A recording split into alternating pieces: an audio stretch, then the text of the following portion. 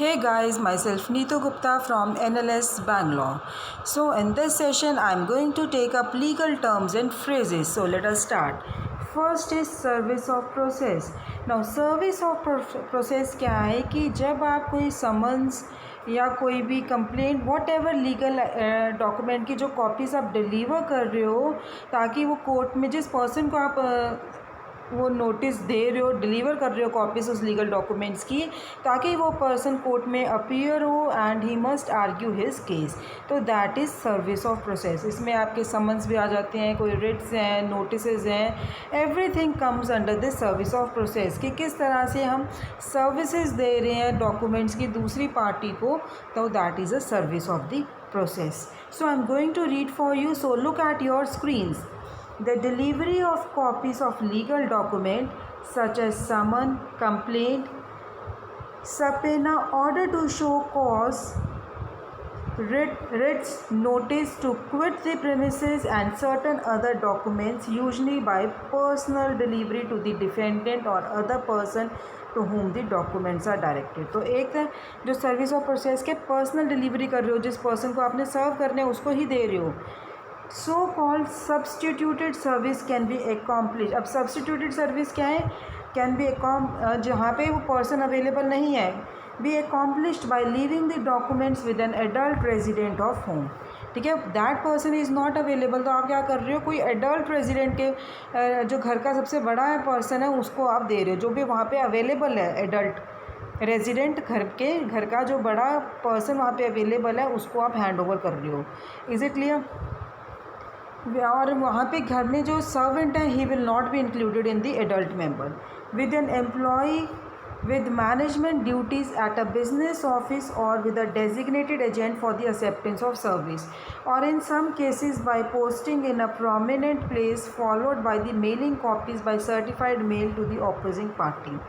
So in certain cases of absent or unknown defendants, the court will allow service by publication in newspaper. जहाँ पे अब defendant नहीं available है या हमें पता नहीं है तो न्यूज़पेपर में उसके लिए पब्लिकेशन करवा देंगे, even that is a service of process. So once all the parties have filed a complaint, answer और any pleading in a law suit, further document usually can be served by mail और even fax. Is it clear? Next is services. Services means work performed for pay, आप pay के लिए काम कर रहे हो।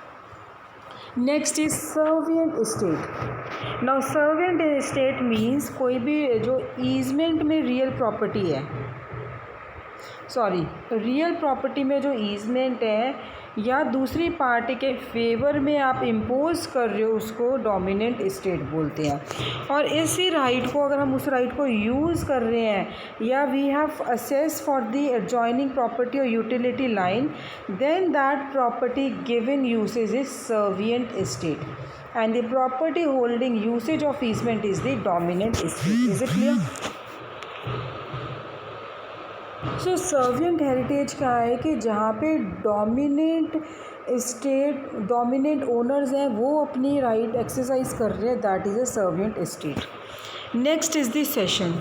Session means कि meetings हो रही हैं कोर्ट में, कोई आपके या जो पार्लियामेंट का सेशन में है, कोई हाउस सेशन में है, दैट इज़ अ कोर्ट की सिटिंग है, उसको भी हम सेशन बोल सकते हैं। सो सेशन का general meaning is a 1 days business कि आज के सेशन में क्या हुआ था। Next is set. Set means कि जो हम शेड्यूल कर रहे हैं, टाइम पीरियड सेट कर रहे हैं उसका, तो जैसे कि एक केस कब के ट्रायल के लिए सेट किया गया, सो एंड सो डेट को सेट किया गया। सेट असाइड मीन्स जो कोर्ट का ऑर्डर है, suppose for example lower court में केस गया, लोअर कोर्ट का केस हायर कोर्ट ने सेट असाइड कर दिया। Is it clear? So it means to annul और negate a court of judgment by another court order. Example, a court dismisses a complaint believing the case has been settled upon being informed by a lawyer's motion that the lawsuit was not settled. The judge will issue an order to set aside the original dismissal. Next is set off. Set off means का क्या होता है कि जब plaintiff ने आपके against suit file किया, law suit file किया है जिसमें कि and in that suit defendant कह रहा है even I owe money to the plaintiff, तो जो मैंने प्लेंटिफ से लेना है वो उस अमाउंट में से जो मैंने देना उसमें से सब्ट्रैक्ट किया जाए. Is it clear? That is set off. So I am reading for you. Look at your screens. A claim by a defendant in a lawsuit that the plaintiff owes defendant money which should be subtracted from the original amount of damages claimed by the plaintiff. By claiming a set of the defendant does not necessarily deny the plaintiff's original demand, but he or she claims the right to prove the plaintiff owns him or her an amount of money from some other transactions, and that amount should be deducted from the plaintiff's claim. Is it clear? Next is setting. Setting क्या है? कोई भी court का action है, clerk का है, commissioner का है, जो ट्रायल शेड्यूल्ड किया गया जाए उसको हम सुन रहे हैं. Is it clear? That is setting.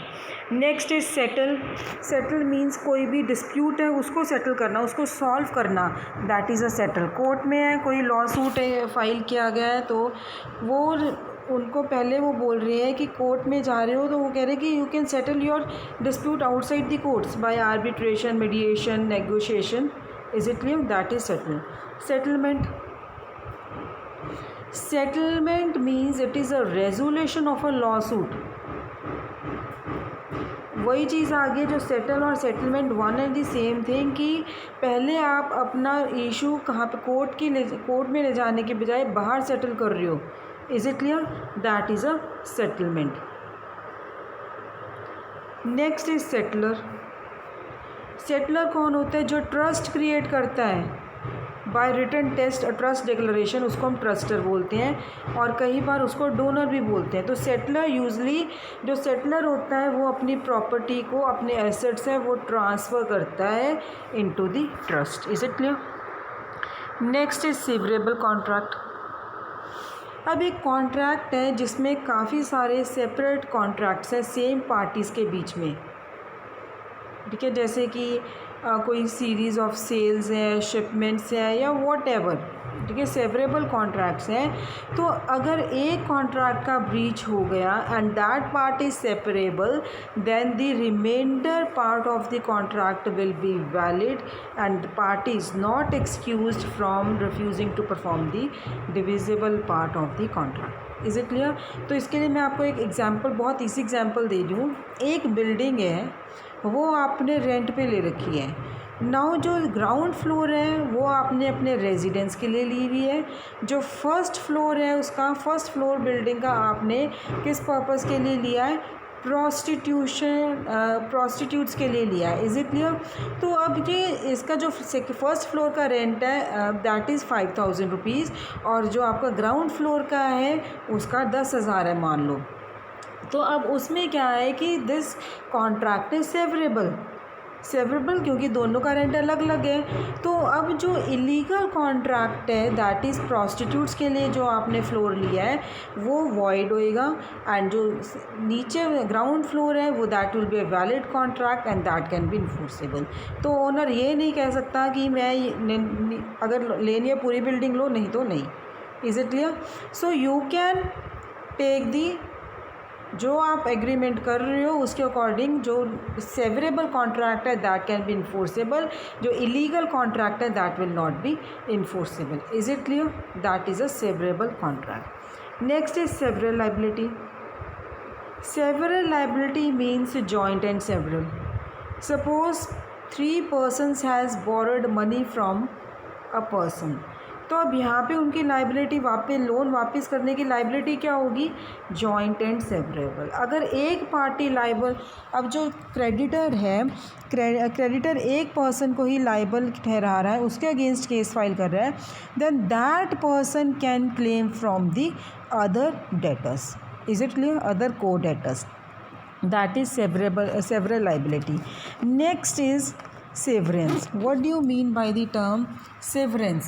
Now severance means कि अगर आप कोर्ट के ऑर्डर से कुछ सेपरेट कर रहे हो, क्रिमिनल डिफेंडेंट्स पे जो चार्ज लगा है उसको ट्रायल से आप सेपरेट कर रहे हो कि ये जो डिफेंडेंट्स हैं इन पे इन्होंने सेम क्राइम कमिट किया, सेम क्राइम का चार्ज लगा है, तो उसको सेपरेट कर रहे हो.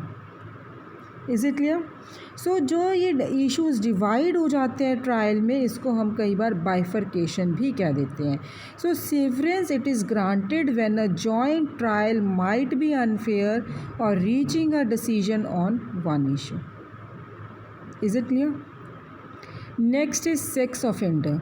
सेक्स ऑफेंडर मीन्स कि जो person convicted of a crime and in that crime he is involved in sex. Is it clear? Sex offender means किसी ने रेप कमिट किया है, कोई प्रोनोग्राफी कर रहा है, कोई सेक्चुअल हरासमेंट कर रहा है, so that is a sex offender. Is it clear? Sexual harassment. Sexual harassment means unwanted sexual approaches. किसी को आप टच कर रहे हो या काफ़ी ग्रुप है उसमें आप उसको टच कर रहे हो, फील करवा रहे हो, उसको डिसरिगार्ड दे रहे हो, ठीक है, उसको कुछ इस तरह के सेक्चुअल रिमार्क्स दे रहे हो, या फिर कोई एम्प्लॉयमेंट में है उसके साथ आप सेक्चुअल हरासमेंट कर रहे हो, अपने एम्प्लॉय के साथ कर रहे हो, तो that is a sexual harassment. Is it clear? So sexual harassment एक तरह की न्यूसेंस है, अनफेयर लेबर प्रैक्टिस है which may be the basis for a law suit against the individual who made the advance and against the employer who did not take the halt to harassment. Is it clear? Next is the shall. Shall means कि आपको करना ही है ये काम. अब मैंने बोला you shall not kill, it means it is mandatory कि आपको नहीं मारना है. अब लॉ के जब आप बेयर एक्ट्स देखोगे, बेयर एक्ट्स पढ़ोगे तो कई प्रोविजंस में शैल यूज़ किया है, तो इट डजेंट नेसेसरली मीन्स कि मैंडेटरी. तो वो डिपेंड्स अपॉन द कॉन्टेक्स्ट. जो वहाँ पे प्रोविज़न है उस पर डिपेंड करता है कि what that provision wants to say. तो वी विल इंटरप्रेट देयर कि शैल क्या मैंडेटरी है या नहीं है. Is it clear? Next is a share. अब शेयर सबको पता है, प्रॉपर्टी में आपको कितना शेयर मिलेगा, ट्रस्ट में कोई बेनिफिट है, बेनिफिट ट्रस्ट से क्या बेनिफिट हो रहा है, कोई प्रॉपर्टी से, कोई बिजनेस से क्या है, और इक्वली डिवाइड है या प्रोपोर्शनेटली है, what ever that is a share. Share and alike. Share and share alike means this refers to an equal division of a benefit from an estate, trust or gift, जो क्या include करती है, right of the survivors to divide the portion of any beneficiary who dies before receiving the gift. Is it clear? Next is the shareholder. shareholder क्या है कि owner है, जो आपका ओनर एक कॉरपोरेशन है, कॉरपोरेशंस में जो शेयर्स ऑफ स्टॉक के ओनर हैं उनको हम क्या बोलते हैं, stock holder. See I am reading. The owner of one और more shares of a stock in a corporation commonly also called a stockholder. So benefit of being a shareholder include receiving dividends for each share as determined by the board of directors, right to vote for members of the board of directors, to bring a derivative lawsuit if the corporation is poorly managed, and to participate in the division of value of assets upon dissolution and winding up of the corporation. That is shareholder. Is it clear? तो shareholder है वो उसको अपना नाम register करवाना पड़ेगा corporation में. He may hold a stock certificate which has been signed over to him और her. Is it clear? Now share holders agreement. तो वहाँ पे एक एम्प्लॉयमेंट अग्रीमेंट होता है शेयर होल्डर्स के बीच में, जिसमें ये परमिट किया जाता है, इस अलाउ किया जाता है शेयर होल्डर को कि he can take the management position with the corporation without any conflict of interest. Is it clear? ये एग्रीमेंट्स कॉमन है जहाँ पे 3 या 4 शेयर होल्डर्स हो. Next is shareholders derivative action.